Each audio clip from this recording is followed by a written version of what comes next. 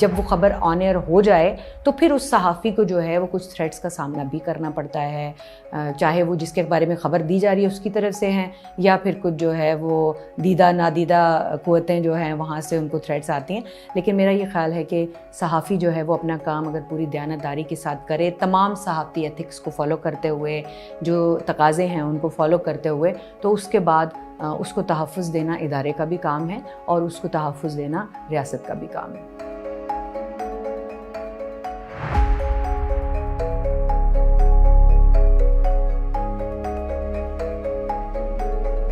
اس بل کی جو چند اہم باتیں تھیں اس میں یہ تھا کہ ایک تو یہ ہے کہ یہ کس چیز سے پروٹیکشن دے رہا تھا بل۔ یہ اصل میں صحافیوں کو اس وقت بہت سارے واقعات ہو رہے تھے جس وقت جو صحافی جو ہے وہ اٹھائے جا رہے تھے، وہ صحافی غائب ہو رہے تھے، اور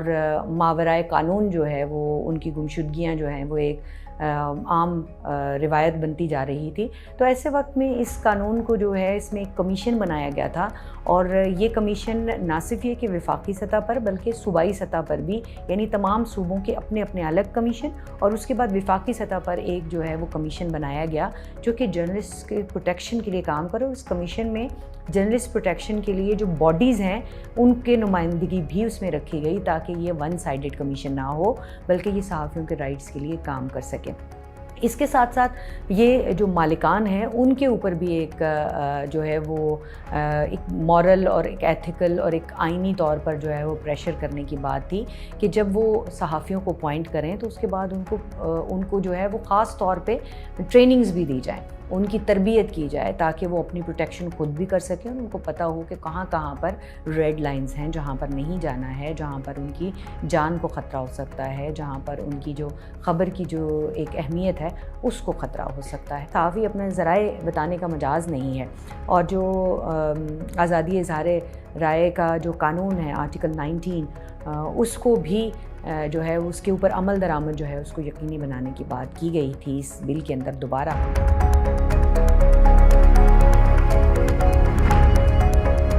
صحافیوں کے اگر حقوق کی بات کی جائے اور ان کی پروٹیکشن کی بات کی جائے تو یہ حقوق جو ہیں، بہت سارے حقوق تو بہت سارے ہمارے صحافی جو ہیں ان کے علم میں ہی نہیں ہیں۔ تو سب سے پہلا کام جو ہے وہ ان حقوق کے بارے میں اویئرنیس ہے۔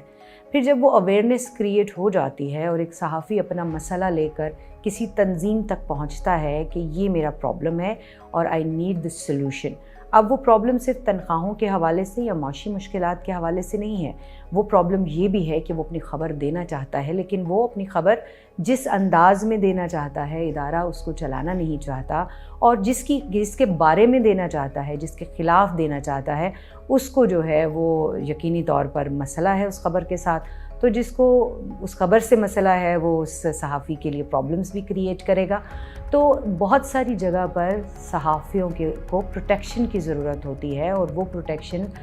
صحافتی تنظیمیں بھی پرووائڈ کرتی ہیں اور انہیں کرنی چاہیے، اور اس کے ساتھ ساتھ حکومت وقت کو بھی صحافیوں کو پروٹیکٹ کرنا چاہیے۔ لیکن اس وقت جب کہ حکومت وقت خود جو ہے وہ اختلافی آوازوں کو دبانے کے لیے متحرک ہو جاتی ہے تو اس وقت صحافتی تنظیمیں ہی واحد سہارا رہ جاتی ہیں ان صحافیوں کا اور ان صحافتی تنظیموں کا اور ان صحافتی اداروں کا۔ تو میرا خیال ہے کہ یہ صحافتی تنظیمیں صحافیوں کے رائٹس کو پروٹیکٹ کرنے کے لیے کام کرتی ہیں۔ بہت ساری ایسی مثالیں ماضی میں موجود ہیں، اور ان مثالوں کو اگر سامنے رکھا جائے تو پھر میرا خیال ہے کہ یہ صحافتی تنظیمیں جتنا کام کر رہی ہیں یقینی طور پر ابھی بہت زیادہ کام کرنے کی ضرورت ہے، جس لیول پہ کام ہو رہا ہے اس سے بہت آگے جانے کی ضرورت ہے۔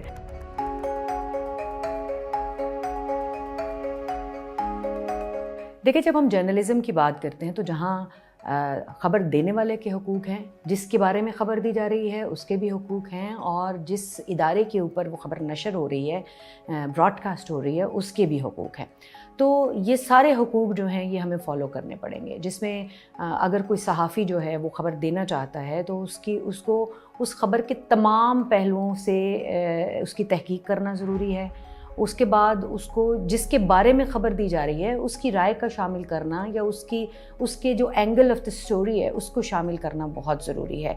اب اگر وہ شخص اپنا اینگل نہیں دینا چاہ رہا تو پھر بھی اس کے ساتھ رابطہ کرنا اور اس کے ساتھ بات کرنے کی کوشش کرنا جو ہے وہ بہت ضروری ہے, کیونکہ صحافتی تقاضے تب تک مکمل نہیں ہوتے جب تک تمام اینگلز اور تمام جو اسٹیک ہولڈرز ہیں اس ایک خبر کے, ان سب کی جو ہے وہ اس کے اندر رائے شامل نہیں ہوتی. اسی طرح جو براڈ کاسٹ میڈیا گروپس ہیں ان کے بھی اپنے رائٹس ہیں, اور ان کے رائٹس یہ ہیں کہ جب وہ کوئی خبر چلانا چاہتے ہیں اور وہ تمام پہلوؤں سے تصدیق ہونے کے بعد وہ خبر وہاں تک پہنچتی ہے تو پھر اس کے اوپر بھی پریشر آتے ہیں. لیکن ان تمام پریشر کو کوپ اپ کرنے کا ایک واحد ذریعہ یہ ہے کہ جو بھی چیز جو ہے وہ براڈ کاسٹ کی جائے وہ تمام صحافتی اقدار جو رائٹس ہیں اور جو ایتھکس ہیں ان کو سامنے رکھ کر کی جائے. تو میرا خیال ہے اس کے بعد جو ہے وہ بہت سارے مسائل خود بخود حل ہو جاتے ہیں, اور بہت سارے مسائل حل ہونے کے بجائے بلکہ وہ پیدا ہی نہیں ہوتے. لیکن اس میں ایک اور چیز جو امپورٹنٹ ہے وہ یہ ہے کہ آپ کا یہ سوال کہ کون کون سے ایسے رائٹس ہیں جو کہ ایک صحافی کو حاصل ہیں, تو میرا خیال ہے کہ جب وہ اپنی خبر جو ہے وہ تمام پہلوؤں سے تصدیق کر کے دیتا ہے تو پھر اس کا یہ حق ہے کہ اس کی خبر ایز اٹ از جو ہے اس کو نشر کیا جائے, اس کو براڈ کاسٹ کیا جائے, اس کی اینگلنگ نہ کی جائے. اور یہ سب چیزیں وہ ہیں جو کہ ہو رہی ہیں اور نہیں ہونی چاہیے.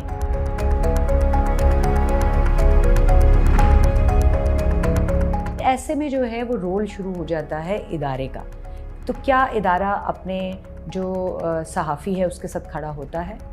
اپنے کرسپونڈنٹ کے ساتھ کھڑا ہوتا ہے, اپنے رپورٹر کے ساتھ کھڑا ہوتا ہے؟ وہ تمام ادارے جو ایسے وقت میں جب رپورٹر تصدیق شدہ خبر دیتا ہے اور اوتھینٹک خبر دیتا ہے اپنے صحافی کے ساتھ کھڑے ہوتے ہیں, تو میرا خیال ہے کہ صحافی کا پہلا تحفظ جو ہے وہ اس کا اپنی آرگنائزیشن ہوتی ہے. اس کے بعد نیکسٹ اگلے مرحلے کے اوپر شروع ہوتا ہے ریاست کا معاملہ, حکومت کا معاملہ. لیکن حکومت کی طرف سے بھی پریشرز آتے ہیں صحافیوں کے اوپر جب وہ کوئی خبر دیتے ہیں. ایسے میں کیا ایسے رولز اینڈ ریگولیشنز, کیا ایسے لاز موجود ہیں جو صحافیوں کو پروٹیکٹ کرتے ہیں؟ تو معذرت کے ساتھ لاز کے ساتھ تو ہماری جو ہرے رنگ کی آئین کی کتاب ہے وہ بھری پڑی ہے, لیکن مسئلہ شروع ہوتا ہے امپلیمنٹیشن سے. ریاست نے ہر دور میں جب حکومت میں لوگ ہوتے ہیں تو وہ کوشش کرتے ہیں کہ ایسے قوانین بنا دیے جائیں کہ صحافی جو ہیں وہ چاہے وہ کسی پرائیویٹ میڈیا کے ساتھ ہیں, انڈیویجول ہیں, یا پھر وہ اپنی ایک رائے رکھتے ہیں, وہ اسی طرح کام کریں جیسے اسٹیٹ میڈیا کام کرتا ہے. اور اس کے لیے بہت ساری اٹیمپٹس ہو چکی ہیں. ماضی میں پیکا کا قانون آپ کے سامنے ہے. پیکا کے قانون میں جو امینڈمنٹس پچھلے دور حکومت میں لانے کی کوشش کی گئی اس میں تو یہ تھا کہ ایک صحافی جس کو ہر طرح کا تحفظ حاصل ہے آئین میں, وہ اپنے سورسز نہیں بتائے گا, لیکن اس میں یہ بھی کہہ دیا گیا کہ ایک صحافی کو جو ہے وہ کوئی بھی ادارہ جا کر اریسٹ کر سکتا ہے کسی بھی خبر کے اوپر, ان کے اوپر کوئی کمپلینٹ ہو تو اس صورت میں تو آدھے پاکستان کے صحافی اریسٹڈ ہوتے. تو میرا خیال ہے کہ اس کے بعد جو ایک قانون سازی کرنے کی کوشش کی گئی گزشتہ دور حکومت میں PMDA کی صورت میں, جس کو پاکستان میڈیا ڈیولپمنٹ اتھارٹی کا نام دیا گیا, ایک اتھارٹی کے اندر تمام جو میڈیا آؤٹ لیٹس ہیں ان کو کرنے کی کوشش کی گئی. اور پھر یہ ہے کہ وہ اتھارٹی ان صحافیوں کے ساتھ کوئی سلوک کر سکتی ہے, ان کے خلاف جو ہے وہ اس کے اندر جو سزائیں بتائی گئیں وہ بہت خطرناک سزائیں تھیں. تو اس وقت کی صحافتی کمیونٹی, صحافتی تنظیمیں جو ہیں اس کے خلاف اٹھ کھڑی ہوئیں. تو یہ صحافتی تنظیمیں ہی ہیں جو کہ ان بلز پہ, ان قوانین پہ ان کو پڑھتی ہیں اور اس کے پاس دیکھتی ہیں کہ کہاں جو ہے آزادی اظہار رائے پر قدغن کا جو ایک بار ہے وہ شروع ہو جاتا ہے. تو جب صحافیوں کے اوپر آزادی اظہار رائے کے اوپر قدغن لگتی ہے تو اس وقت آئین وائلیٹ ہوتا ہے, اور آئین وائلیٹ کرنے والے باہر سے کوئی نہیں آتے, وہ اس وقت کی موجودہ حکومت وقت ہوتی ہے, اس وقت کا پاورفل وہ طبقہ ہوتا ہے جو نہیں چاہتا کہ ان کے خلاف آواز جو ہے وہ عوام تک جائے, ان کے خلاف آواز جو ہے, ان کے خلاف کوئی خبر جو ہے وہ میڈیا پر جائے.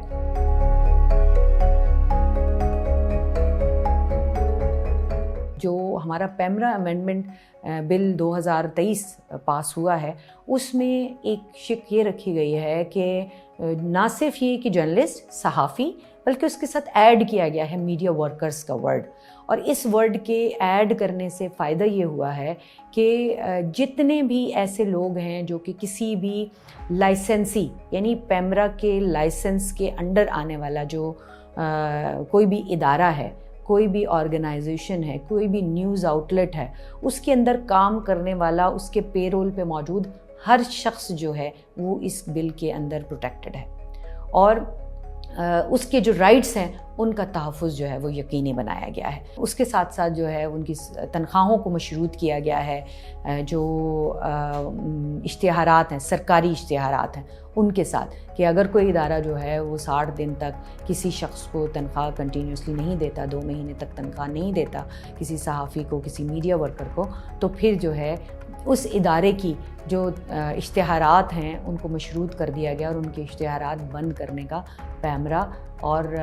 جو انفارمیشن منسٹری ہے، پریس انفارمیشن ڈپارٹمنٹ ہے، وہ مجاز ہے کہ وہ بند کر سکتا ہے۔ پھر جو چیئرمین پیمرا کے حقوق ہیں، جو چیئرمین پیمرا کی ایک ذمہ داریاں تھیں اور جو اختیارات تھے وہ لامحدود تھے، ان کو محدود کر دیا گیا ہے، اور بجائے اس کے کہ ایک شخص جو کہ چیئرمین پیمرا ہے وہ فیصلے کرے، اس کے بجائے جو ہے وہ پوری ایک جو ہے وہ کمپلینٹ کمیشن بنا دیا گیا ہے، اور وہ کمپلینٹ کمیشن جو ہے وہ تمام فیصلے بھی کرے گا اور اس کے اوپر جو ہے وہ کام بھی کرے گا۔ تو میرا خیال ہے کہ یہ جو ڈیولیوشن آف پاور ہے چیئرمین پیمرا کے لیے، this is good for the organisation and for the journalist as well. اور وہ جو ایک منوپلی تھی اور وہ جو پیمرا کا استعمال شروع ہو جاتا تھا سیاسی مقاصد کے لیے، تو اس کے اوپر بھی ایک جو ہے وہ ایک بار آ جائے گا اس کے بعد۔ Thank you for watching the full video. If you want to see more of such meaningful content, show your support by hitting the subscribe button.